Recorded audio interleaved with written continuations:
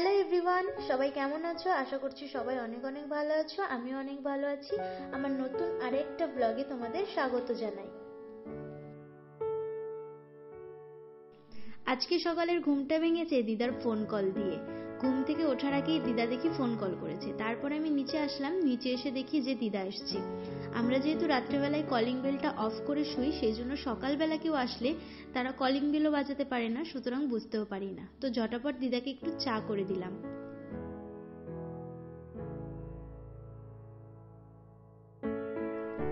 আমাদের ও বাড়ি থাকাকালীন একটা কচু গাছ লাগানো হয়েছিল, তো সেই গাছটাতেই কচু হয়েছিল। তো মাসিকে, দিদাকে, সবাইকে এখন ভাগ করে করে দেওয়া হচ্ছে। আর দিদা গেছিল মায়াপুরে, সেখান থেকে আমার জন্য একটা ননীগোপাল নিয়ে এসছে আর প্রসাদ নিয়ে এসছে। যে যেখানে মামি, দিদা কোথাও ঘুরতে গেলেই আমার জন্য ননীগোপাল নিয়ে আসে। এই যে যে বড় ননীগোপালটা দেখতে পাচ্ছ, এটা মেজো মামি দিয়েছিল, আর এই ছোটটা দিদা দিল। তো আমি এখন শোপিসের এখানে সাজিয়ে রাখলাম।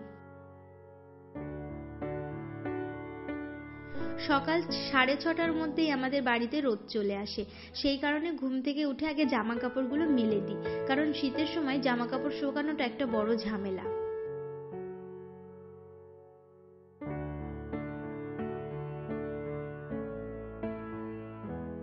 এখন দিদা চলে যাচ্ছে মাসিদের বাড়িতে। তো মাসিদের বাড়ি থেকে ভাই বোনকে নিয়ে দিদা বাড়িতে চলে যাবে। গত দুদিন সকালবেলাটা এত তাড়াহুড়োর মধ্যে দিয়ে গেছে, যার জন্য আজকে সকাল সকাল স্নান কমপ্লিট করে ফেলেছি। তো সকাল সকাল স্নান করে আজকে পুজোটাও আমার আগে আগে দেওয়া হয়ে গেছে, তাই ভাইয়ের স্কুলে যাওয়ার সময় কোনো তাড়াহুড়োই আজকে হয়নি।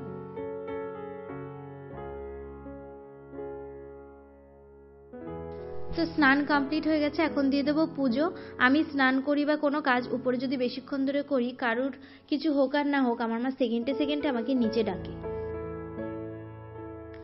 ফুলটা তো আমি সকালবেলায় তুলেই রেখেছিলাম।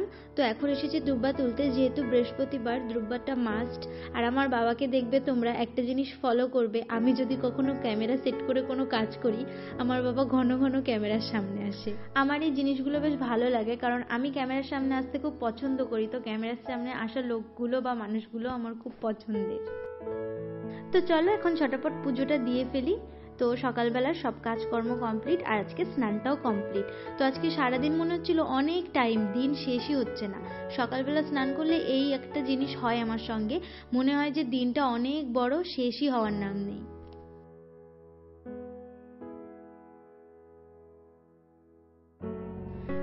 তো নিচে থেকে খাওয়া দাওয়া সেরে এসেছি। এখন রোদ্রে বসে বসে রিল্যাক্সে একটু পড়াশোনাও করতে পারি, আবার বসে বসে লোকও দেখতে পারি, ঠিক নেই আমার। তো এখন বসবো ব্যালকনিতে রোদ পোহাতে।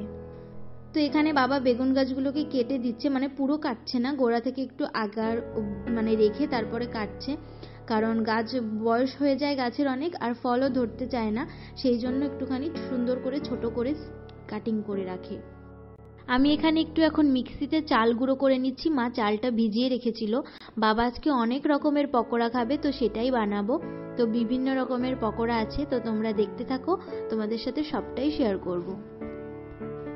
তারপরে এর ভিতরে আমি একটুখানি ময়দা দিয়ে দিলাম, ওটা বন্ড হওয়ার জন্য। এতে ফ্লেভারটাও সুন্দর আসে, খেতেও ভালো লাগে। একেবারে শুধু চালের গুঁড়ো দিলে ভালো লাগে না। তো এটাকে আমি এখন একটা সুন্দর পেস্ট তৈরি করে নেব।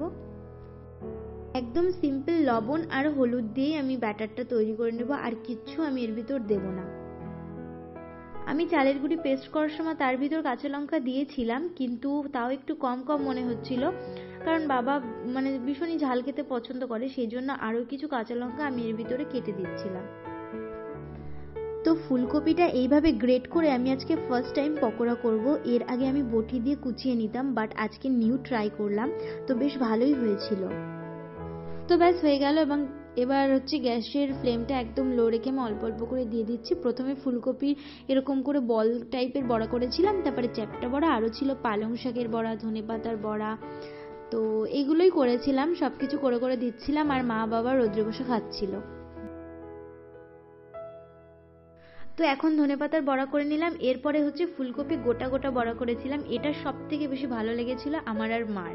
আজকে ফার্স্ট টাইম করলাম, আর আজকেই আমাদের দুজনারই এই বড়াটাই শুধুমাত্র ভালো লেগেছে, আর এটার পরিমাণই ছিল সব থেকে কম।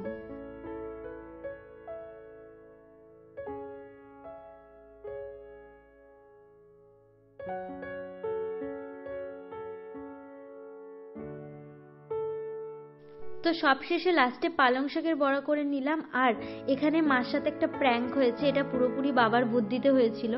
বাবা একটা কচু ভাজা এনে বলেছে এটা বেসনে ডুবিয়ে ভেজে তোর মাকে বলবি বেগুন ভাজা, খেয়ে দেখি কি বলে। তো পুরোপুরি প্র্যাঙ্ক ছিল, তো মা খেয়ে তারপরেই বুঝতে পেরেছে, তার আগে অনেক প্রশ্ন করছিল।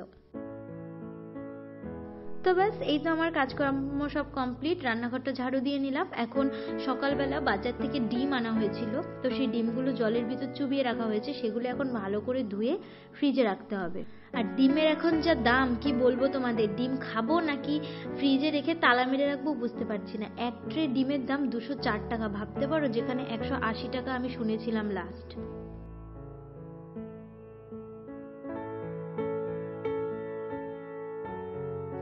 তো আমার কাজ দেখে তোমরা একটু অবাকই হবে, আমি এরকমই কাজ করি, আমি একটু কাজ করি একটু আরাম করি, এরকম করে করেই কাজ করি। তো নিচে থেকে যে কাজগুলো করলাম ওগুলো করে এসে এখন রোদে বসে একটু গল্পের বই পড়ছি।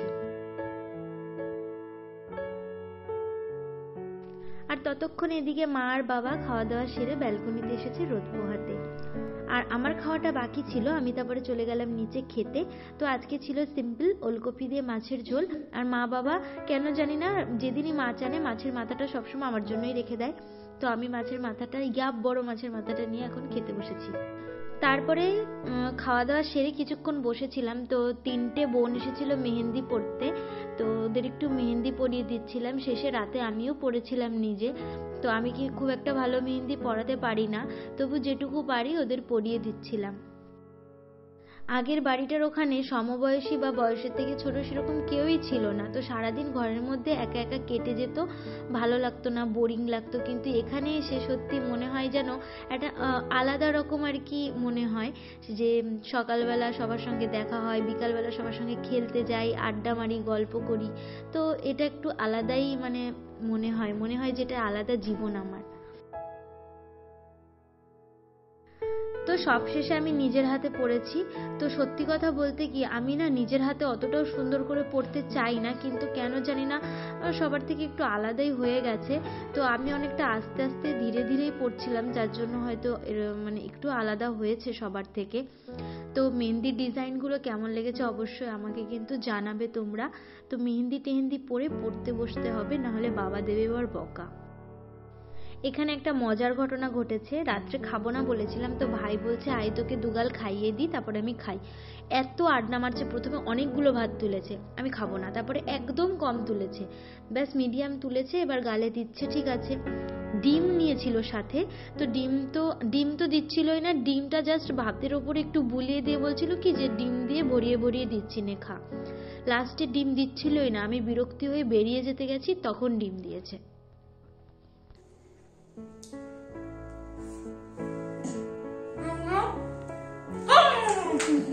ডিম ভরাই ভরাই দিচ্ছি, শুধু ডিম খাস না, ভরাই ভরাই দি, ভরাই ভরাই খা।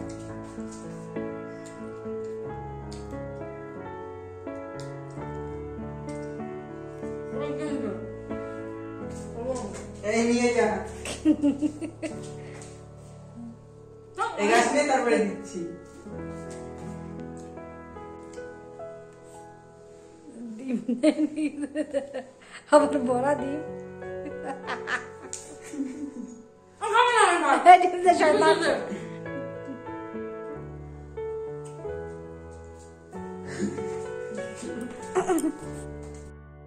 আজকে বাবা হাট থেকে 12টা ফুলকপি 11 টাকা দিয়ে এনেছে। তো ফুলকপিগুলোর সাইজটা কতটা হাস্যকর দেখো। তো এইভাবেই আজকে আমার পুরো দিনটা কাটলো। এরপর আমি রাত্রেবেলা কালকে রান্নার জন্য সকালে সবকিছু গুছিয়ে দেন শুয়ে পড়বো। তো ভিডিওটা তোমাদের কেমন লাগলো অবশ্যই আমাকে একটা কমেন্টে জানিও। আর কোনো নতুন বন্ধু আমার ভিডিও আজকে দেখে থাকলে প্লিজ চ্যানেলটা সাবস্ক্রাইব করে পাশে থেকো। আর সবাই যারা সাবস্ক্রাইব করে দিয়েছো তাদের তো অসংখ্য ধন্যবাদ। তাহলে তোমাদের সাথে দেখা হবে আবার নতুন কোনো ব্লগে। ততক্ষণে সবাই সুস্থ থেকো, ভালো থেকো। তো চলো টাটা।